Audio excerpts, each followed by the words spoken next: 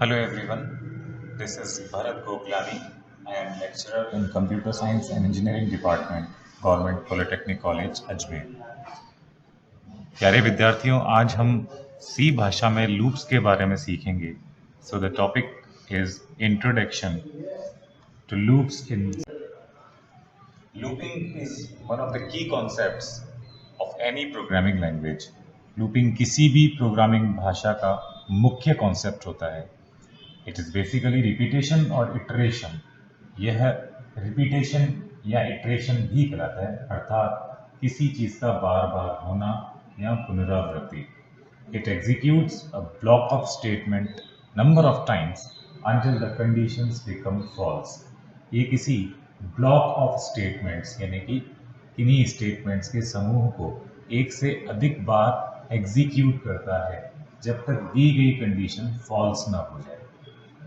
Loops are of two types, entry controlled and exit controlled. तो विद्यार्थियों, कोई भी प्रोग्रामिंग भाषा हो उसमें जो लूप होंगे वे केवल दो प्रकार के ही होंगे। पहला एंट्री कंट्रोल्ड और दूसरा exit controlled. C programming provides us while loop, do while loop and for loop. C भाषा में तीन प्रकार के लूप होते हैं, while loop, do while loop और फॉर लूप। इनमें से व्हाइल लूप और फॉर लूप ये दोनों एंट्री कंट्रोल्ड की श्रेणी में आते हैं, जबकि do while loop exit control loop की श्रेणी में आता है। अब हम आगे बढ़ते हैं। जब तक किसी कंडीशन का सेटिस्फेक्शन नहीं हो जाता, अर्थात जब तक कोई कंडीशन फॉल्स ना हो जाए, तब तक लूप स्टेटमेंट रिपीट होता रहता है। तो जैसा आपको बताया, हम लूप के द्वारा वे प्रोग्राम बनाते हैं जिनमें कोई चीज एक से अधिक बार होती है, जैसे कि 1 से लेकर 1000 तक छापना है हमें। तो इसमें 1 छपेगा, फिर 1 बढ़ेगा, 2 छपेगा, फिर 1 बढ़ेगा, 3 छपेगा। तो बार बार जब कोई चीज हो रही है तो उसके लिए हम लूप का इस्तेमाल करते हैं। सी भाषा में जैसा आपको बताया, 3 प्रकार के लूप होते हैं, व्हाइल लूप, डू व्हाइल। अगली स्लाइड की ओर बढ़ते हैं। सबसे पहले आते हैं व्हाइल लूप पर। व्हाइल लूप में यहाँ मैं पहले आपको बता दूं कि कोई भी यदि लूप है तो उसके लिए 3 चीजें आवश्यक हैं। लूप के वेरिएबल को इनिशियलाइज करना। इनिशियलाइज करने का अर्थ है कि लूप में जिसमें हम वैल्यू दे रहे हैं वेरिएबल में, उसको मान देना या शुरुआती वैल्यू देना, इसको कहते हैं इनिशियलाइज करना। तो पहली चीज लूप के लिए आवश्यक है इनिशियलाइजेशन। दूसरी चीज लूप की आवश्यक है कंडीशन। कंडीशन का अर्थ है कि लूप वो कहाँ पर अंत होगा। और तीसरी चीज है कि वो लूप बढ़ेगा या घटेगा। जैसे मैं उदाहरण दूं, यदि मैं एक कथन बोलता हूं कि 1 से लेकर छापिए, एक एक बढ़ाते हुए, तो इसमें क्या कमी है? इसमें कमी है कि इसमें अंत नहीं दिया गया है। और जैसा आपको बताया, कोई भी लूप तभी पूरा होगा जब उसमें 3 चीजें आवश्यक रूप से मौजूद हों। पहली इनिशियलाइजेशन यानी शुरुआत, दूसरी कंडीशन यानी अंत, और तीसरी बढ़ोतरी या कटौती यानी कि इंक्रीमेंट अथवा डिक्रीमेंट। तो व्हाइल लूप में हमें जो वेरिएबल है उसका इनिशियलाइजेशन करना जरूरी है। अगर व्हाइल लूप को रिपीट करना हो तो इंक्रीमेंट डिक्रीमेंट ऑपरेटर का इस्तेमाल करते हैं। और व्हाइल लूप में कंडीशन हो तो वो तब तक रिपीट होता रहता है जब तक कि वो कंडीशन ट्रू रहती है या फॉल्स नहीं हो जाती। व्हाइल लूप का जो प्रारूप या सिंटैक्स है वो यहाँ दिखाया गया है। सबसे पहले हम वेरिएबल को इनिशियलाइज करते हैं, फिर व्हाइल कीवर्ड को लगाते हैं ब्रैकेट के, कंडीशन यानी कि कहाँ तक वो लूप चलेगा वो शर्त लिखते हैं। इस लूप को ब्लॉक के अंदर जो स्टेटमेंट्स हैं और इसके साथ साथ कोई भी वेरिएबल जिसका शुरुआत किया था उसको इंक्रीमेंट करने डिक्रीमेंट, इस प्रकार से हम ये प्रारूप समझ सकते हैं। इसका एक हम समझ लेते हैं। सबसे पहले एक उदाहरण दिया गया व्हाइल लूप का।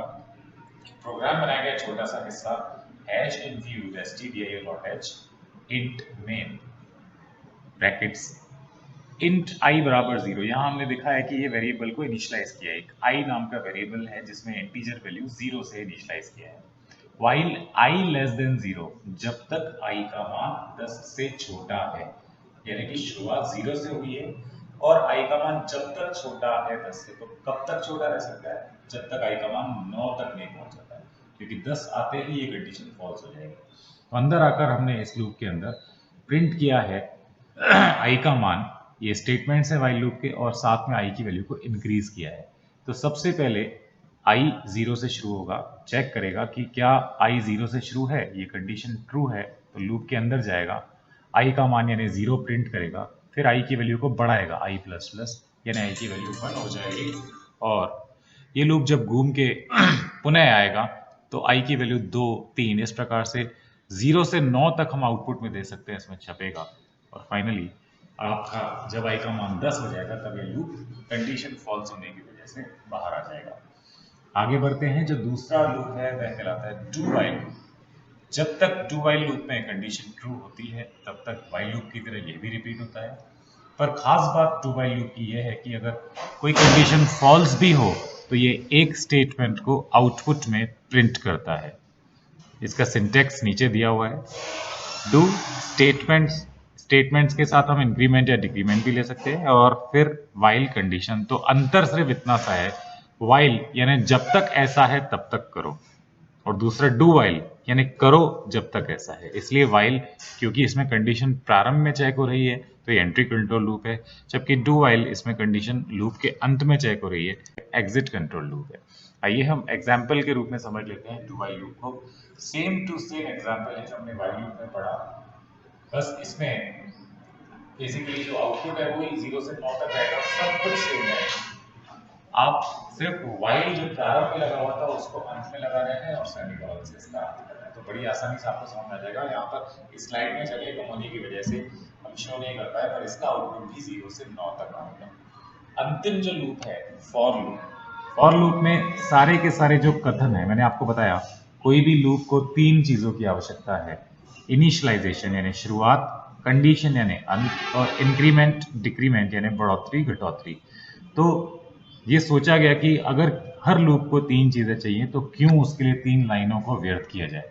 वाइल लूप में भी 3 अलग अलग लाइनें हैं, डू वाइल लूप में भी 3 अलग अलग लाइनें हैं, तो क्यों ना कुछ ऐसा किया जाए कि एक ऐसा लूप बनाए जिसमें तीनों लाइंस एक ही पंक्ति में हो।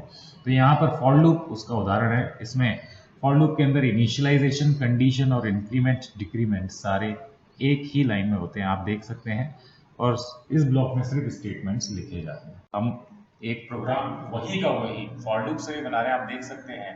वाइल लूप में शुरुआत जो i बराबर 0 है वो अलग स्टेटमेंट में हुई, कंडीशन दूसरे स्टेटमेंट में हुई, और इंक्रीमेंट तीसरे स्टेटमेंट हुआ, जबकि फॉर लूप में तीनों कथन एक साथ एग्जीक्यूट हुए हैं, और यहाँ पर 0 से 9 तक आउटपुट वही है, आप सेम समझ सकते हैं। 3 लूप्स के अलावा सी भाषा में नेस्टेड लूप का कॉन्सेप्ट भी होता है। तो आपने नाम सुना होगा नेस्ट का हिंदी अर्थ है घोंसला।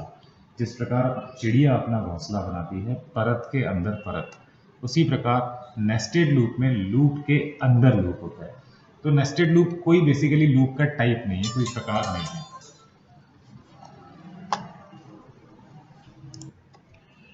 सो नेस्टेड लूप कोई लूप का प्रकार नहीं है। नेस्टेड लूप में एक लूप के अंदर दूसरा लूप लिया जाता है। नेस्टेड लूप तीनों लूप में से कोई भी हो सकता है, वाइल के अंदर वाइल, डू वाइल के अंदर डू वाइल, फॉर के अंदर फॉर, अथवा कोई और चीज। नेस्टेड लूप एक उदाहरण के रूप में इसको समझ सकते हैं। यहाँ पर हमने शुरुआती लाइन लिखने के बाद फॉर लूप के अंदर एक और फॉर लूप लिखा है। प्रथम लूप की शुरुआत हो रही है 1 से और 3 तक चलेगा, लेस देन 4 मतलब 3 तक, और उसके अंदर दूसरा लूप है जिसमें भी शुरुआत में 1 से और 3 तक चलेगा। तो पहले i 1 से अंदर एंटर हुआ, j भी 1 से एंटर हुआ, और प्रिंट किया हमने i j का मान, तो 1 1 प्रिंट होगा, और सामने देखिए तो प्रिंटफ में बैकस्लैश n जिसका काम होता है अगली पंक्ति में। तो ये जब लाइन चेंज होगी तो अंदर वाला लूप वापस से घूमेगा, और जो i का मान है वो 1 ही रहेगा, परंतु j का मान बढ़ के 2 हो जाएगा। तो यहाँ छपेगा 1 2, इसी प्रकार 1 3, और आप समझ सकते हैं 2 1 2 2 2 3 3 1 3 2 3 3। तो ये संक्षिप्त परिचय था लूप्स के बारे में। मेरे अगले जो प्रेजेंटेशन है उनमें आप सीखेंगे लूप के अंदर सर्चिंग कैसे करते हैं, या लूप के अंदर और जो प्रोग्राम है बेसिक वो कैसे बनाते हैं। वहाँ हम सीखेंगे फैक्टोरियल का प्रोग्राम, फिबोनाची सीरीज का प्रोग्राम, और दूसरे कई और प्रोग्राम। बहुत बहुत धन्यवाद। मैं भरत गोखलानी, प्रवक्ता कंप्यूटर विभाग, राजकीय पॉलिटेक्निक कॉलेज अजमेर, आपका आभार व्यक्त करता हूँ।